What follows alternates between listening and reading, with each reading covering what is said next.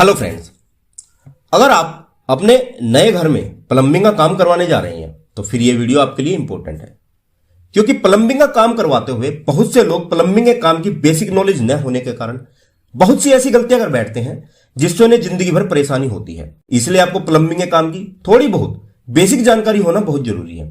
तो आज की इस वीडियो में मैं आपको प्लम्बिंग का काम करवाने की कुछ 25 ऐसे इंपॉर्टेंट टिप्स बताऊंगा जिन्हें अगर आप फॉलो कर लेते हैं तो फिर आपको प्लम्बिंग से रिलेटेड कभी भी कोई प्रॉब्लम नहीं आने वाली। तो जानने के लिए मेरे साथ वीडियो में एंड तक जरूर बने रहें। यह हमारी प्लम्बिंग के सीरीज की 3rd वीडियो है। मैं रिकमेंड करूंगा कि आप हमारी पिछली ये 2 वीडियो भी जरूर देखें, लिंक ऊपर आई बटन में मिल जाएगा। ओके फ्रेंड्स, तो चलिए वीडियो को शुरू करते हैं बिना किसी देरी के। Tip number 1, proper packing of chamber pipeline. Means plumbing में हमारा सबसे पहला काम होता है चैम्बर बनाकर उसमें पाइपलाइन कनेक्ट करने का। तो सबसे पहला काम तो आपको यह करना है कि चैम्बर वाली सभी pipeline, went pipe, drain pipe और चैम्बर को प्रॉपर कवर करके रखना है अपने मकान की फिनिशिंग कंप्लीट होने तक, क्योंकि चैम्बर काफी पहले बना लिया जाता है और उसके बाद भी मकान का काम काफी समय तक चलता रहता है और इन पाइपलाइन में पानी जाता रहता है, जैसे तराई का पानी हो गया और खासकर घिसाई के समय सीमेंट वाला पानी, जिससे लगातार जाने से पाइपलाइन में सीमेंट इकट्ठा होकर जम जाती है या ये पाइपलाइन चोक हो जाती है, जिसे क्लीन करने में काफी समय और पैसा बर्बाद होता है।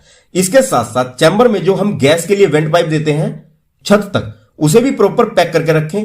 तो पहली तो आपको यह बात ध्यान रखनी है।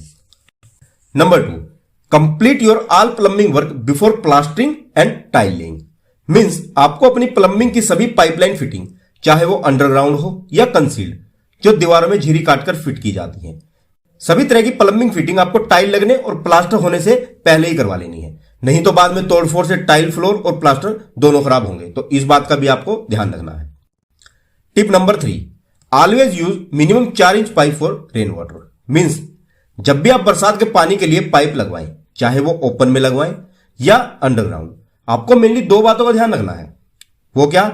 पहला तो आपको रेन वाटर के लिए सिर्फ एक पाइप नहीं देना है, जो ज्यादातर लोग यही गलती करते हैं, और ज्यादा बारिश होने पर या पाइप पे चोक होने पर वह पूरा पानी छत पर ही जमा हो जाता है, जिससे मकान में सीलन आने लगती है। तो एक तो रेन वाटर के लिए कम से कम 2 या 3 पाइप लगवाएं अलग अलग जगह पर, ताकि एक पाइप पे चोक होने पर भी बरसात का पानी छत पर जमा न हो सके और वह इजिली ड्रेन ऑफ हो सके। और दूसरी बात कि आपको रेन वाटर के लिए कभी भी 4 इंच से कम साइज का पाइप यूज नहीं करना है। 3 इंच का पाइप कभी भी रेन वाटर के लिए यूज न करें और यह पाइप आपको पीवीसी का यूज करना है। तो इन 2 बातों का जरूर ध्यान रखें रेन वाटर के लिए पाइप फिक्स करवाते हुए। टिप नंबर 4, कौन सा पाइप कहां यूज करना है। आपको इस बात की भी प्रॉपर जानकारी होना जरूरी है कि आपको कौन सा पाइप कहां यूज करना है। जैसे पहला है पीवीसी पाइप, जिसकी फुल फॉर्म होती है पॉलीविनाइल क्लोराइड, और यह पाइप ग्रे रंग का होता है। तो floor drainage, rain water drainage, soil pipe for toilet, urinal, sink, bathroom और बालकनी के लिए आपको हमेशा पीवीसी का पाइप ही यूज करना चाहिए, जो दूसरे सभी पाइप से मुकाबले सस्ता भी होता है।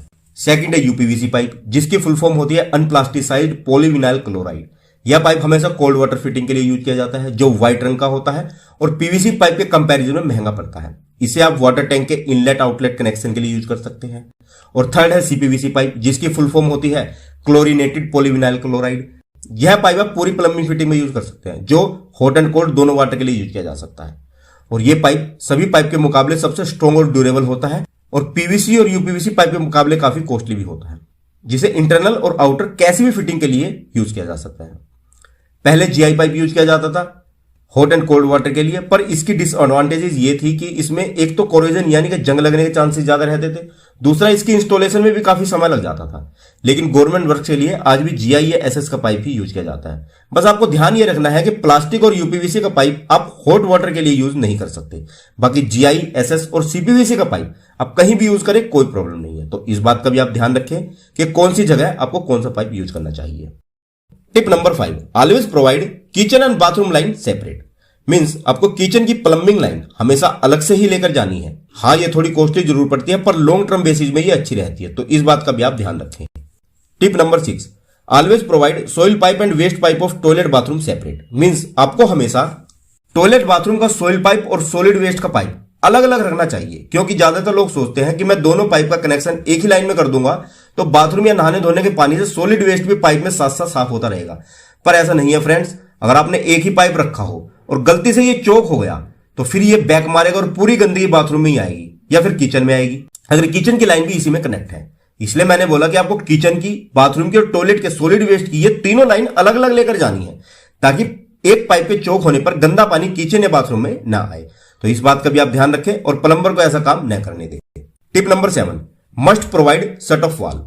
मीन्स बाहर से जहां से भी आपके घर के अंदर पानी आ रहा है, यानी पानी की सप्लाई आ रही है, तो बाहर एक शट ऑफ वाल जरूर लगवाएं, ताकि अगर घर के अंदर टॉयलेट, बाथरूम या किचन में कोई भी प्लम्बिंग से रिलेटेड कोई फॉल्ट आ जाए तो उसे आप इजीली रिपेयर कर सको बाहर से शट ऑफ वाल बंद करके।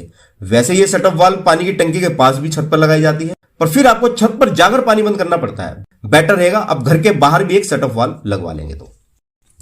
टिप नंबर 8, जो भी आप वेंट पाइप यानी कि टॉयलेट की गैस का पाइप अपनी छत के ऊपर निकालकर छोड़ते हैं, उसे भी अच्छे से सपोर्ट देनी चाहिए ताकि वह हिल न सके। और खासकर अगर आपके एरिया में बंदर वगैरह ज्यादा है, फिर तो आप इस पाइप को सपोर्ट जरूर दें ताकि ये हिल न सके। इसके लिए आप इसके बेस में 1 से 1.5 फीट हाइट तक इसके चारों ओर ब्रिक का पिलर बना सकते हैं।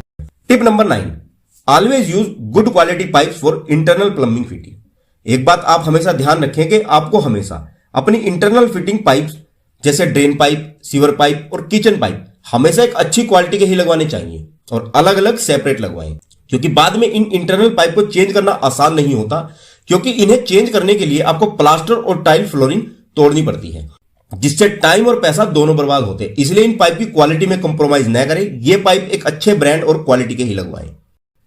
Tip number 10, don't avoid any plumbing leakage.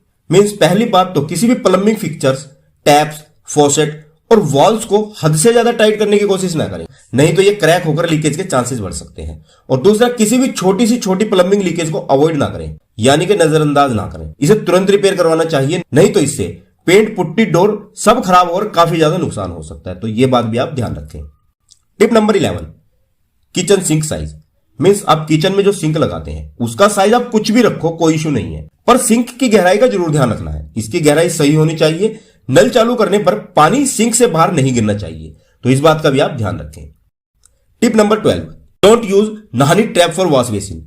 Means wash basin का जो आपका आउटलेट पॉइंट होता है जहां से वेस्ट वाटर जाता है, वहां आपको हमेशा मल्टी फ्लोर ट्रैप ही यूज करना है। गलती से भी वहां नहानी ट्रैप यूज न करें, नहीं तो ये स्मेल करेगा और लीकेजेस के भी बहुत चांस बढ़ जाएंगे। Tip number 13, don't use plenty in bathroom drainage. Means आपको अपने पूरे बाथरूम ड्रेनेज सिस्टम में कहीं भी प्लेंटी और प्लेन बैंड यूज नहीं करने चाहिए। इससे पानी रिवर्स जाने और बैक मारने के चांसेस बहुत ज्यादा रहते हैं। मींस लाइन बहुत जल्दी चोक हो सकती है। आपको पूरे बाथरूम ड्रेनेज सिस्टम के लिए हमेशा व्हाइट ही यूज करना चाहिए, तो इस बात का भी आप ध्यान रखें और प्लम्बर को प्लेंटी और बैंड यूज न करने दें। Tip number 14, standard height of plumbing fittings. Means आपको अपनी सभी प्लम्बिंग फिटिंग की स्टैंडर्ड हाइट का भी पता होना चाहिए कि कौन सी फिटिंग किस हाइट पर लगानी चाहिए, जिसके ऊपर मैं ऑलरेडी स्पेशल वीडियो बना चुका हूं। आप चाहे तो ये वीडियो ऊपर आई बटन पर क्लिक करके देख सकते हैं। तो प्लम्बिंग का काम कराते समय आपको प्लम्बिंग फिटिंग की स्टैंडर्ड हाइट का भी जरूर ध्यान रखना है। Tip number 15, level and marking. अब जब भी प्लम्बिंग पाइप फिटिंग के लिए दीवार में झिरी कटवाओ, मींस वॉल कटिंग करवाओ, तो हमेशा लेवल एंड मार्किंग करवाने के बाद ही वॉल कटिंग करवाएं, ताकि लाइन एक स्ट्रेट लेवल में हो और पानी के प्रेशर पर कोई फर्क ना पड़े। Tip number 16, must provide a gas connection point in kitchen. Means आपको प्लम्बिंग करवाते हुए अपने किचन के लिए एक गैस कनेक्शन का पॉइंट जरूर छोड़ना चाहिए और उसकी इंटरनल फिटिंग जरूर करवा कर रखनी चाहिए, ताकि इन फ्यूचर अगर आपको गैस का कनेक्शन करवाना पड़ जाए तो आपका ये पॉइंट काम आए। टिप नंबर 17, अपने किचन में आरओ मींस वाटर प्यूरिफायर और गीजर के लिए भी एक पॉइंट जरूर रखवाएं और एसी का भी एक ड्रेन पॉइंट जरूर रखवाएं। वैसे हाउस वाटर पॉइंट रिक्वायरमेंट पर ऑलरेडी मैंने डिटेल में अपनी पिछली वीडियो में बताया था। आप चाहे तो इसे डिटेल में समझ सकते हैं, आपको अपने घर में कहां कहां कौन सी जगह पानी के कितने पॉइंट देने चाहिए। वीडियो का लिंक ऊपर आई बटन में है। Tip number 18, don't use elbow in drain pipe. Means drain pipe के लिए आपको कभी भी एल्बो का यूज नहीं करना चाहिए, वहां पर नहानी ट्रैप लगवाएं, नहीं तो आपके बाथरूम से हमेशा स्मेल आएगी, तो इस बात का भी आपको ध्यान रखना है। Tip number 19, check pipe fitting on plastering stage.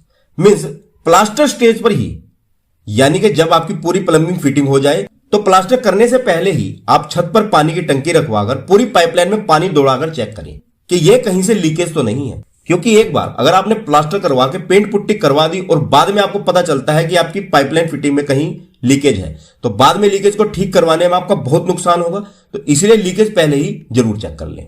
Tip number 20, make a drawing for plumbing fitting. Means जब आपकी झीरी काटकर पाइप फिटिंग हो रही है तो आपको साथ साथ इसकी एक ड्राइंग बनाकर जरूर रख लेनी है कि कहां कहां से आपकी लाइन गई हुई है, अपने फ्यूचर रेफरेंस के लिए।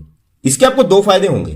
पहला, तो जब आप अपने इलेक्ट्रिकल वर्क के लिए झिरी कटवाओगे, मींस वॉल कटिंग कराओगे, तो आपको पता रहेगा कि आपकी प्लम्बिंग लाइन की फिटिंग कहां कहां पर है। दूसरा, इन फ्यूचर अगर प्लम्बिंग फिटिंग में कोई चेंज करवाना पड़ जाए तो यह ड्राइंग काम आएगी।